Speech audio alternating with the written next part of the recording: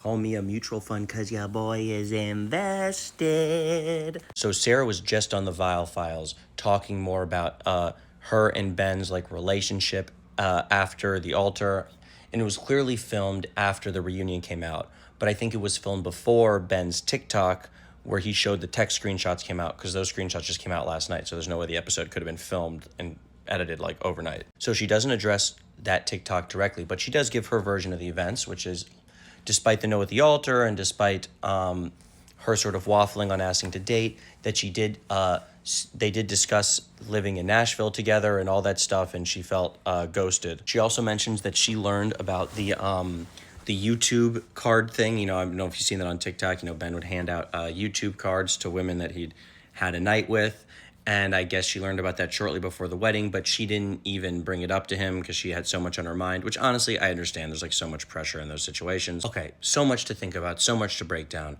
All right, here's my thoughts. First of all, whichever side you're on, I think it's safe to say that Sarah was more sincere about the show than Ben. I think Sarah was much more like really looking for a husband and there for the pure reasons. I think it's safe to say Ben was there a little bit more for the clout. You know, he had the past with the YouTube channel and he was being very political. He didn't really want to he kind of played PR for the season. But what I want to talk most about and where they are both to blame is they both broke sacred Love is Blind code. I don't think Jimmy got put on too much of blast for this. I think he was just trying to be nice. You don't say his name.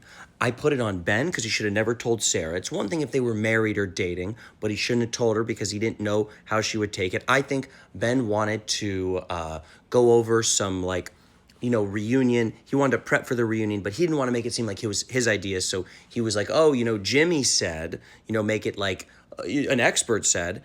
And I also think Sarah shouldn't have said his name. I think they're both equally at fault. Leo, why are you so passionate about this? Because Jimmy reached out to me too. And look when he reached out to me, October 5th of this past year. That was right after that first drop of episodes happened. And I was like straight up public villain, enemy number one, getting the most internet hate. Everyone saying the meanest things to me. And Jimmy said, how you holding up? I said, head above water, thanks for asking. And he said, yeah, it'll die down, so just keep your head up. I think laughing about it was the best thing I could have done for myself. And I can't tell you how much that message meant to me in the time. To know that someone who's been through this experience also was just saying, hey man, I'm thinking about you. And I know that he does this with other cast too, not just me and Ben.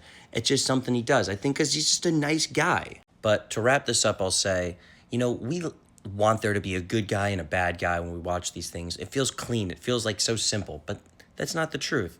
Both Ben and Sarah have their positives and their negatives, and they're both flawed and imperfect people, like yours truly. Honestly, I like them both. Oh, and lastly, on the Viall files, Sarah claimed that she and Joey are not dating. I choose to believe her, and the internet sleuths can do their thing and decide if that's true or not. All right, bye.